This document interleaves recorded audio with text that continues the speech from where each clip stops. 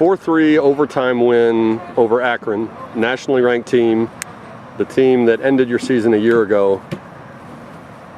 Is this the kind of performance that turns things around and can be a springboard going forward? We hope, but it's one win. It's nice to have the feeling of winning a big game again, but tonight we will enjoy it, but ultimately it is one step in the journey.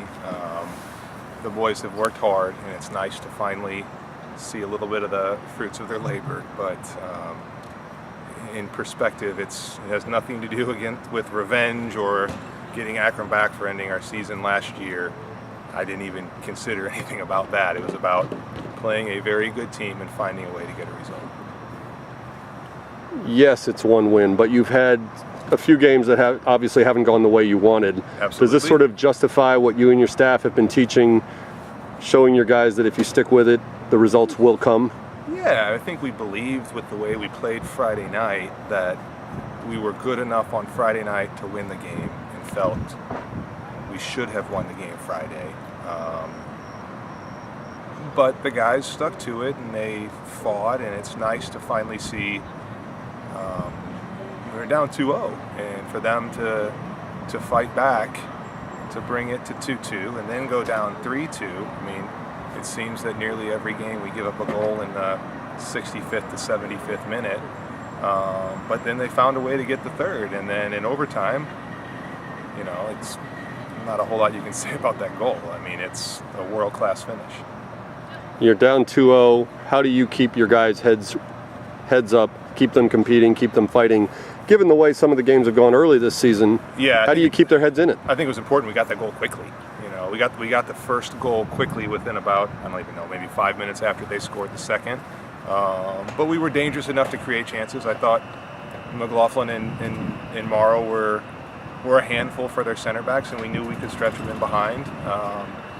And we knew that our pace there could cause them issues. And, you know, we kept plugging away till he found that opportunity, and, you know, Garrett tucked it home well. You've talked before about Emile Quaye and his ability as a natural scorer. Those two goals, the tying goal and then that game winner, this is the player you thought you recruited, right? Yeah, I mean, he strikes the ball very well. You know, Emile has some unique talents. You know, he is very gifted as a player. It's, you know, can we always get the most out of Emile? And tonight he was, and Friday as well, he was fantastic. Tonight you finally, you know, you see what you're looking for out of him in his ability to create a little bit of space, strike a ball from distance, or, you know, play a guy in behind or find a way to combine in the final third. But it's nice for him to have that feeling of, you know, two big goals. Not to be overlooked in all the excitement of the win, your starting goalkeeper gets run over in the first half, right, has to come out.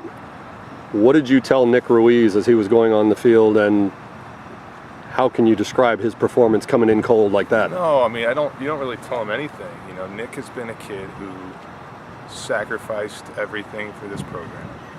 He does not get the glory. He does not get the headlines. Nick trains unbelievably hard every day with one purpose in mind, and that's to make the team better. So, and he does a wonderful job at it. So it is, I'm proud of him. It's great for him to have that moment.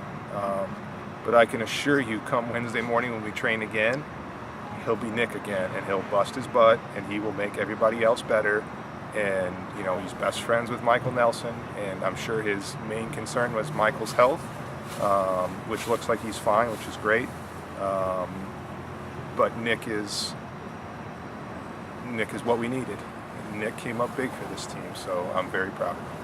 As you mentioned, your first goal came just minutes after Akron got its second goal.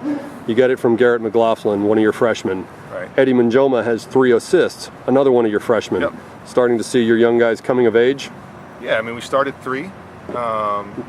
Could have started 4. Ponder came in at the end and did a good job as well.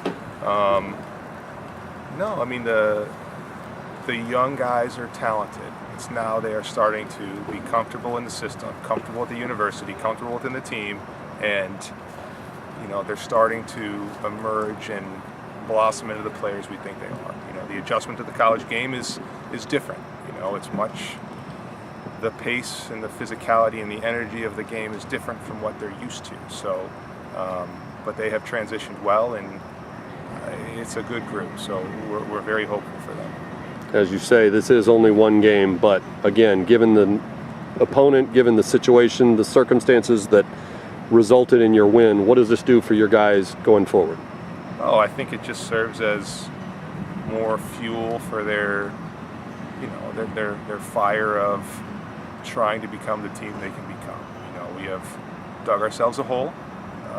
We have not been our best, but Friday's performance, tonight's performance, we have to keep pushing on so that this team can hopefully realize their potential. So we're proud of the moment, but in perspective, it's, tonight we will sit back and I will sleep better for a while.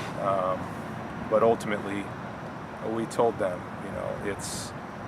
we look 5 days ahead, and 5 days ahead is a very big game for us. So we are excited about the opportunity to start conference and welcome a very good Tulsa team here on Saturday night, and it's always a fun one.